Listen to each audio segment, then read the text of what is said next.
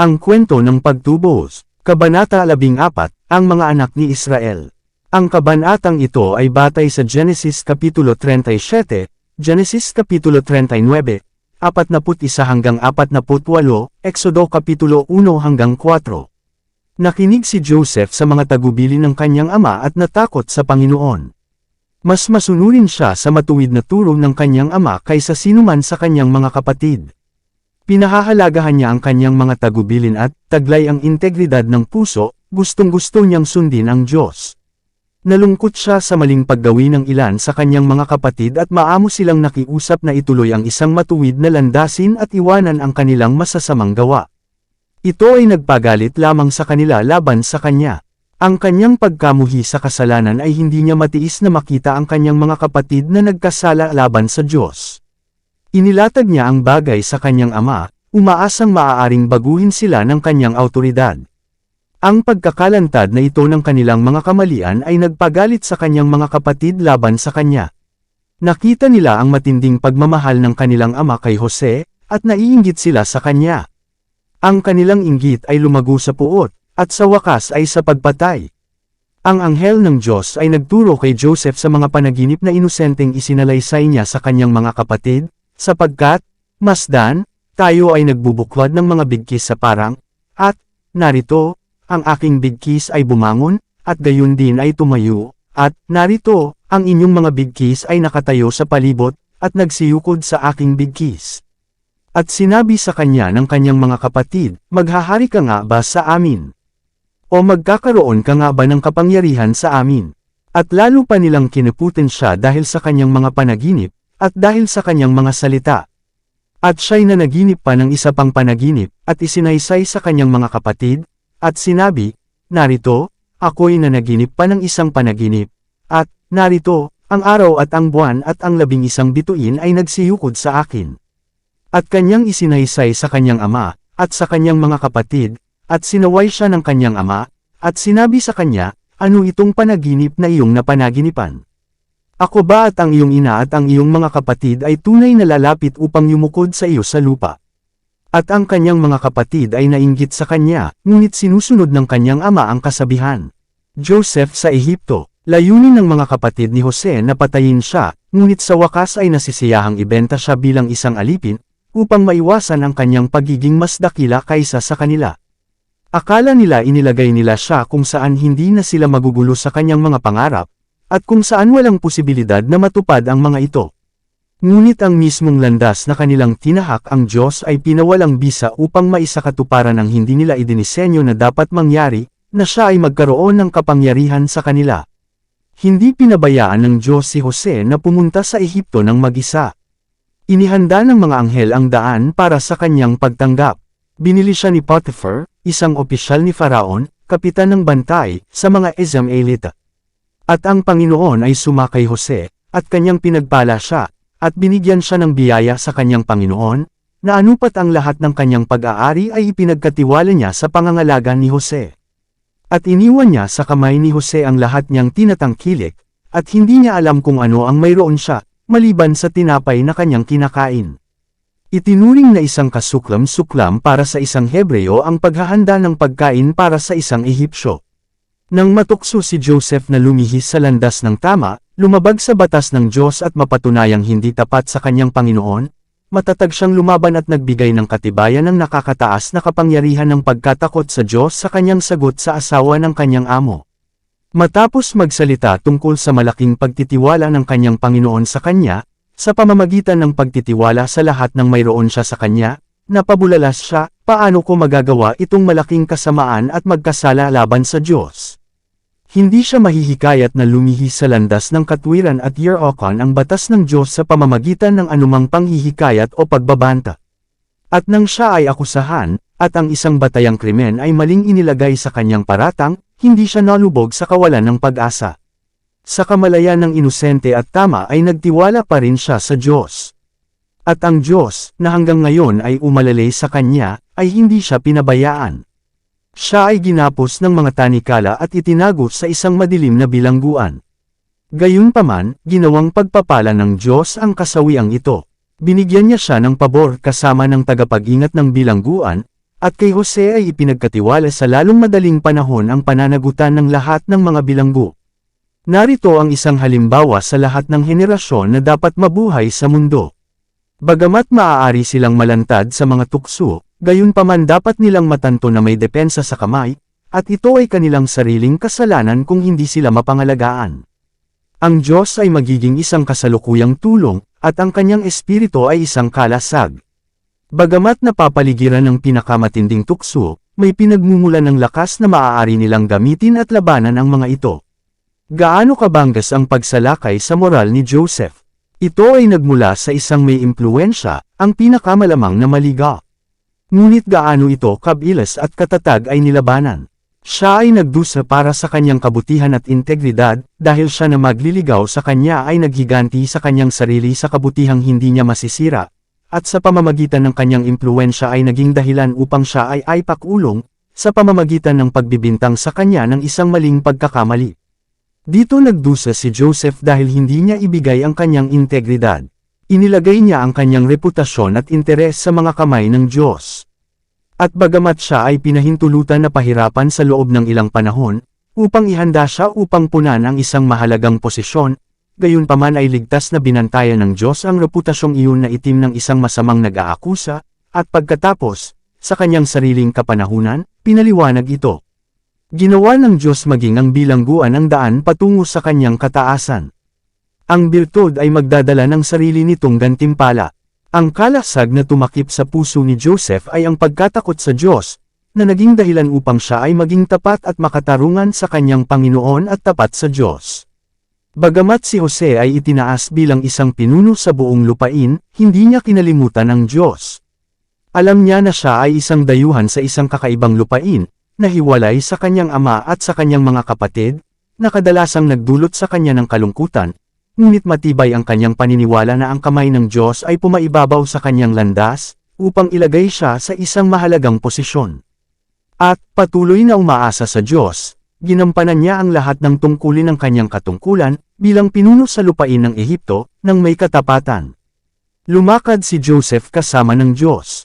Hindi siya mahihikayat na lumihis sa landas ng katwiran at labagin ang batas ng Diyos, sa pamamagitan ng anumang panghihikayat o pagbabanta.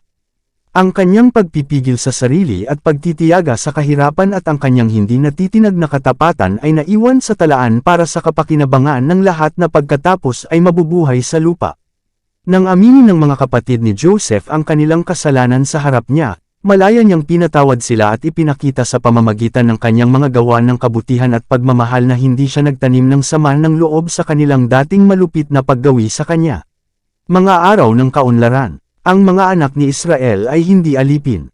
Hindi nila kailanman ipinagbili ang kanilang mga baka, ang kanilang mga lupain, at ang kanilang mga sarili kay Paraon para sa pagkain, gaya ng ginawa ng marami sa mga Ehipsyo. Sila ay pinagkalooban ng bahagi ng lupain na matitirhan, kasama ang kanilang mga kawan at baka, dahil sa paglilingkod ni Joseph sa kaharian. Pinahahalagahan ni Paraon ang kanyang karunungan sa pamamahala ng lahat ng bagay na may kaugnayan sa kaharian, lalo na sa paghahanda para sa mahabang taon ng taggutom na dumating sa lupain ng Ehipto.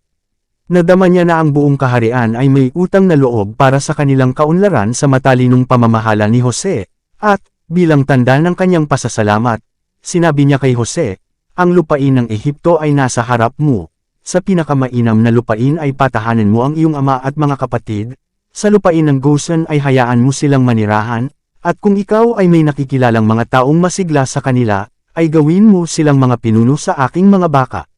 At inilagay ni Jose ang kanyang ama at ang kanyang mga kapatid, at binigyan sila ng pag-aari sa lupain ng Ehipto, sa pinakamabuting lupain, sa lupain ng Ramses, gaya ng iniutos ni Faraon.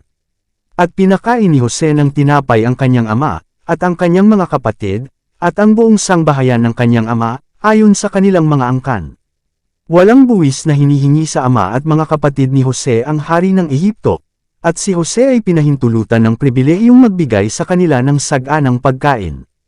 At sinabi ng hari sa kanyang mga pinuno, hindi ba tayo may utang na loob sa Diyos ni Jose, at sa kanya, dahil sa masaganang pagkain ito? Hindi ba't dahil sa kanyang karunungan kaya tayo naglagay ng sagana? Habang ang ibang mga lupain ay namamatay, mayroon tayong sapat. Ang kanyang pamamahala ay lubos na nagpayaman sa kaharian. At namatay si Jose, at ang lahat ng kanyang mga kapatid, at ang buong lahing yaon. At ang mga anak ni Israel ay lumago, at dumami ng sagana, at dumami, at naging totoong makapangyarihan, at ang lupain ay napuno ng mga ito. Ngayon ay bumangon ang isang bagong hari sa Ehipto, na hindi nakakilala kay Jose. At sinabi niya sa kanyang bayan, narito, ang bayan ng mga anak ni Israel ay higit at lalong makapangyarihan kaysa atin, halika, gawin nating may katalinuhan sila. Baka sila'y dumami, at mangyari, na, kapag nagkaroon ng anumang digmaan, sila'y nakikisama rin sa ating mga kaaway, at lumaban sa atin, at sa gayoy umahan sila sa lupain. Ang pang-aapi, nalaman ng bagong haring ito ng Ehipto na ang mga anak ni Israel ay may malaking paglilingkod sa kaharian. Marami sa kanila ang may kakayahan at nakakaunawang mga manggagawa, at ayaw niyang mawala ang kanilang trabaho. Inilagay ng bagong haring ito ang mga anak ni Israel sa klase ng mga alipin na ipinagbili ang kanilang mga kawan, kanilang mga bakahan, kanilang mga lupain, at kanilang mga sarili sa kaharian. Kaya't sila'y naglagay sa kanila ng mga tagapangasiwa upang pahirapan sila ng kanilang mga pasanin. At sila'y nagtayo para kay Faraon ng mga bayang kayamanan, Pithom at Ramses. Ngunit habang pinahihirapan nila sila, lalo silang dumami at lumalago. At sila'y nagdalamhati dahil sa mga anak ni Israel.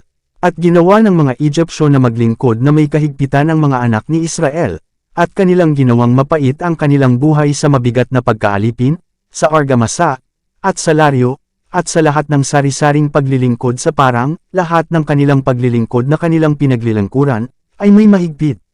Pinilit nila ang kanilang mga babae na magtrabaho sa bukid, na parabang sila ay mga alipin. Gayunpaman ang kanilang mga bilang ay hindi nabawasan. Nang makita ng hari at ng kanyang mga pinuno na sila ay patuloy na dumarami, sila ay nagsanggunian upang pilitin silang gumawa ng isang tiyak na halaga araw-araw. Naisip nilang supilan sila ng hirap sa trabaho, at nagalit dahil hindi nila kayang bawasan ang kanilang bilang at durugan ang kanilang malayang espiritu. At dahil nabigo silang maisakatuparan ang kanilang layunin, pinatigas nila ang kanilang mga puso upang magpatuloy pa. Ang hari ay nag-utos na ang mga batang lalaki ay dapat patayin sa sandaling sila ay ipinanganak. Si Satanas ang gumagalaw sa mga bagay na ito. Alam niya na isang tagapagligtas ang itataas sa gitna ng mga Hebreo upang iligtas sila mula sa pang-aapi. Naisip niya na kung magagalaw niya ang hari upang sirain ang mga batang lalaki, ang layunin ng Diyos ay matatalo. Ang mga babae ay natakot sa Diyos at hindi ginawa ang iniutos sa kanila ng hari ng Ehipto, ngunit iniligtas nilang buhay ang mga batang lalaki.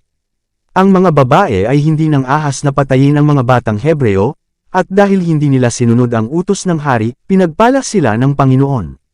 Nang ipaalam sa hari ng Ehipto na hindi sinunod ang kanyang utos, labis siyang nagalit. Pagkatapos ay ginawa niyang mas apurahan at malawak ang kanyang utos.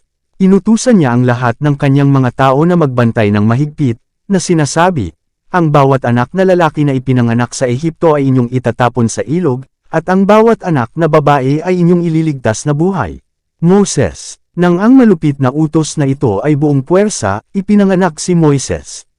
Itinago siya ng kanyang ina hanggat kaya niya nang may anumang kaligtasan, at pagkatapos ay naghanda ng isang maliit na sisidlan ng mga bulrush, na ginawa itong ligtas sa pitch, upang walang tubig na makapasok sa maliit na arka, at inilagay ito sa gilid ng tubig, habang ang kanyang kapatid na babae, dapat na nagtatagal sa paligid ng tubig na may maliwanag na pagwawalang bahala. Siya ay nananabik na nanunood kung ano ang mangyayari sa kanyang nakababatang kapatid. Ang mga anghel ay nagbabantay din, na walang masamang dumating sa walang magawang sanggol, na inilagay doon ng isang mapagmahal na ina at ipinagkatiwala sa pangangalaga ng Diyos sa pamamagitan ng kanyang time na panalangin na may halong luha. At itinuro ng mga anghel na ito ang mga yapak ng anak na babae ni Faraon sa ilog, malapit sa mismong lugar kung saan nakahiga ang inosenteng estranghero. Naakit ang kanyang atensyon sa maliit na kakaibang sisidlan, at ipinadala niya ang isa sa kanyang naghihintay na kasambahay upang kunin ito sa kanya. At nang alisin niya ang takip ng maliit na sisidlan na ito na katanji tangi ang pagkakagawa, nakita niya ang isang magandang sanggol, at narito, ang sanggol ay umiyak. At nahabag siya sa kanya. Alam niya na ang isang magiliw na ina na Hebreo ay nagsagawa ng pang-isahan na paraan upang mapanatili ang buhay ng kanyang pinakamamahal na sanggol, at agad niyang ipinasya na ito ay ang kanyang anak. Ang kapatid na babae ni Moises ay agad na lumapit at nagtanong, "Pupunta ba ako at tatawag sa iyo ng isang yaya ng mga babaeng Hebreo, upang pasusuhin niya ang bata para sa iyo?" At sinabi sa kanya ng anak na babae ni Faraon, "Yumaon ka." Masayang pinabilis ang kapatid na babae sa kanyang ina at isinalaysay sa kanya ang masayang balita at dinala siya ng buong pagmamadali sa anak ni Faraon, kung saan ang bata ay ipinagkatiwala sa ina na magpapasuso, at siya ay binayaran ng sagana para sa pagpapalaki sa kanyang sariling anak. Mabuti na lang at pinasok ng inang ito ang kanyang ngayon na ligtas at masayang gawain. Naniniwala siya na iniligtas ng Diyos ang kanyang buhay. Matapat niyang pinagbuti ang mahalagang pagkakataon ng pag-aaral sa kanyang anak na may kinalaman sa isang buhay na kapaki-pakinabang. Siya ay mas partikular sa kanyang pagtuturo kaysa sa kanyang iba pang mga anak, para sa kanyang nadamatiwala na siya ay napanatili para sa ilang mga dakilang gawain. Sa pamamagitan ng kanyang tapat na mga turo ay ikintal niya sa kanyang murang isipan ang pagkatakot sa Diyos at pagmamahal sa katotohanan at katarungan. Hindi siya nagpahinga dito sa kanyang mga pagsisikap, ngunit same time na nanalangin sa Diyos para sa kanyang anak na ito ay mapangalagaan mula sa bawat masamang impluensya. Tinuruan niya siyang yumuko at manalangin sa Diyos, ang Diyos na buhay, dahil siya lamang ang makakarinig sa kanya at tumulong sa kanya sa anumang kagipitan. Sinikap niyang ikanintal sa kanyang isipan ang pagiging makasalanan ng idolatria. Alam niya na siya ay malapit ng humiwalay sa kanyang impluensya at ibibigay sa kanyang inampun na maharlika, upang mapalibutan ng mga impluensyang itinuring na hindi siya makapaniwala sa pagkakaroon ng may likha ng langit at ng lupa. Ang mga tagubaylang natanggap niya mula sa kanyang mga magulang ay para patibayin ang kanyang isipan at protektahan siya mula sa pag-angat at pagkasira ng kasalanan at pagiging mapagmataas sa gitna ng kariligan at karangyaan ng buhay hukuman. Siya ay may malinaw na isip at isang maunawang puso, at hindi nawala ang mga banal na impresyon na natanggap niya sa kanyang kabataan.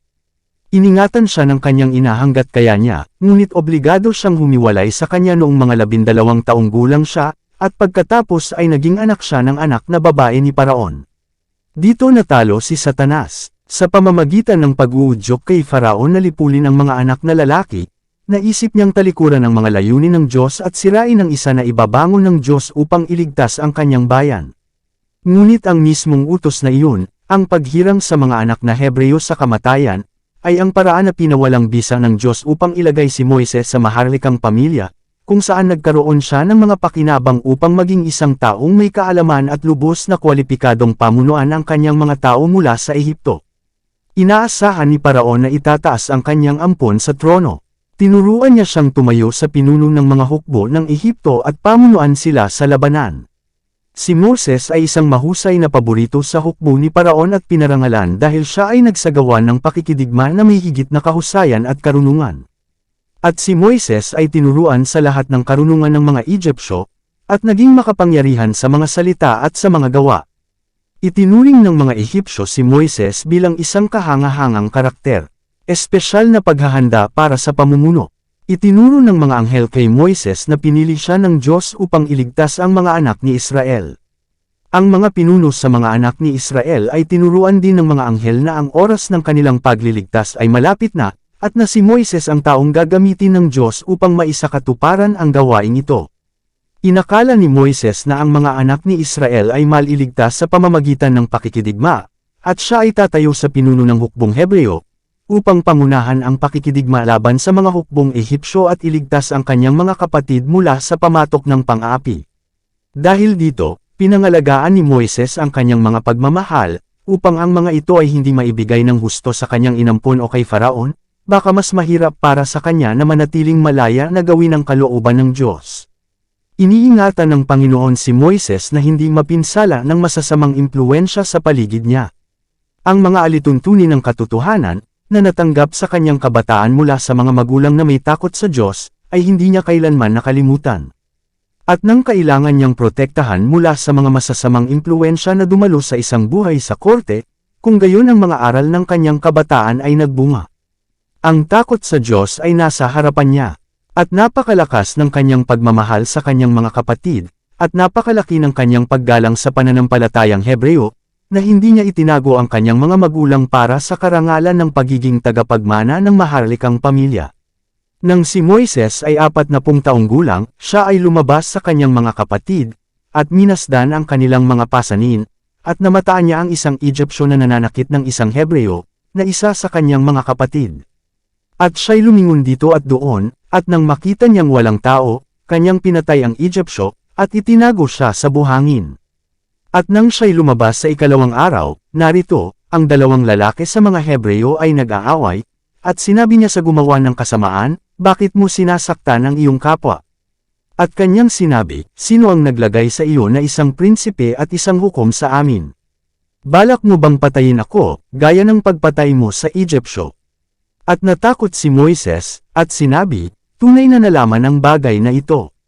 Ngayon, nang marinig ni Faraon ang bagay na ito ay pinagsikapan niyang patayin si Moises. Ngunit si Moises ay tumakas mula sa harapan ni Faraon, at tumira sa lupain ng Midian. Itinuro ng Panginoon ang kanyang landas, at nakahanap siya ng isang tahanan kasama si Jethro, isang taong sumasamba sa Diyos. Siya ay isang pastol, pari rin ng Midian. Ang kanyang mga anak na babae ay nag-aalaga sa kanyang mga kawan. Ngunit ang mga kawan ni Jethro ay agad na inilagay sa ilalim ng pangangalaga ni Moises, na nagpakasal sa anak na babae ni Jethro at nanatili sa Midian ng 40 taon. Masyadong mabilis si Moises sa pagpatay sa Egyptian. Inakala niya na naunawaan ng mga tao ng Israel na ang espesyal na probisyon ng Diyos ay itinaas siya upang iligtas sila. Ngunit hindi nilayo ng Diyos na iligtas ang mga anak ni Israel sa pamamagitan ng pakikidigma, gaya ng inisip ni Moises, kundi sa pamamagitan ng kanyang sariling makapangyarihang kapangyarihan, upang ang kaluwalhatian ay may ugnay sa kanya lamang. Inalis ng Diyos ang ginawa ni Moises sa pagpatay sa Ehipsyo upang maisakatuparan ang kanyang layunin. Sa kanyang paglalaan ay dinala niya si Moises sa maharlikang pamilya ng Ehipto, kung saan siya ay tumanggap ng masusing edukasyon, gayunpaman hindi siya handa para sa Diyos na ipagkatiwala sa kanya ang dakilang gawain na kanyang itinaas sa kanya upang ganapin. Hindi kaagad makaalis si Moises sa korte ng hari at ang mga indulhensya ay ipinagkaloob sa kanya bilang apo ng hari upang isagawa ang natatanging gawain ng Diyos. Dapat siyang magkaroon ng panahon upang makakuha ng karanasan at makapag-aral sa paaralan ng kahirapan at kahirapan. Habang siya ay nabubuhay sa pagre-retiro, ang Panginoon ay nagpadala ng kanyang mga anghel upang lalo na turuan siya tungkol sa hinaharap. Dito niya lubos na natutunan ang dakilang aral ng pagpipigil sa sarili at pagpapakumbaba. Iningatan niya ang mga kawan ni Jethro, at habang ginagawa niya ang kanyang abang mga tungkulin bilang isang pastol. Inihahanda siya ng Diyos na maging isang espiritual na pastol ng kanyang mga tupa, maging ng kanyang bayang Israel. Habang inaakay ni Moises ang kawan sa disyerto at dumating sa bundok ng Diyos, maging sa Horeb, ang anghel ng Panginoon ay napakita sa kanya sa isang ninggas ng apoy mula sa gitna ng isang palumpong. At sinabi ng Panginoon, "Tunay na aking nakita ang kadalamatian ng aking bayan na nasa Ehipto, at narinig ko ang kanilang daing dahil sa kanilang mga tagapagpaates, sapagkat alam ko ang kanilang mga kalungkutan, at ako ay bumaba upang iligtas sila sa kamay ng mga Egyptyo, at upang iahon sila mula sa lupain yaon sa isang mabuting lupain at malawak, sa isang lupaing binubukalan ng gatas at pulot-pukyutan." Ngayon nga, narito, ang daing ng mga anak ni Israel ay umabot sa akin, at nakita ko rin ang kapigatian na pinahihirapan sila ng mga Egyptyo. Halika nga ngayon, at susuguin kita kay Faraon, upang mailabas mo sa Ehipto ang aking bayan na mga anak ni Israel. Ang panahon ay ganap na dumating na ang Diyos ay nais na ipagpalit ni Moises ang tungkod ng pastol sa tungkod ng Diyos, na kanyang gagawing makapangyarihan sa pagsasagawa ng mga tanda at mga kababalaghan, sa pagliligtas sa kanyang bayan mula sa pang-aapi, at sa pangangalaga sa kanila kapag tinutugis ng kanilang mga kaaway. Pumayag si Moses na gawin ang misyon. Una niyang binisita ang kanyang biyenan at nakuha ang kanyang pahintulot para sa kanyang sarili at sa kanyang pamilya na bumalik sa Ehipto. Hindi siya nang ahas na sabihin kay Jethro ang kanyang mensahe kay Faraon, baka hindi niya payagan ang kanyang asawa at mga anak na samahan siya sa isang mapanganib na misyon. Pinalakas siya ng Panginoon at inalis ang kanyang mga takot sa pagsasabi sa kanya, "Bumalik ka sa Ehipto, sapagkat ang lahat ng mga tao ay patay na naghahangad ng iyong buhay." Dito nagtatapos ang Kabanata 14. Para updated ka sa susunod na mga kabanata ay huwag kalimutang mag-subscribe sa ating channel Renilab TV, mag-like na at mag-share sa ating mga video. Maraming salamat po.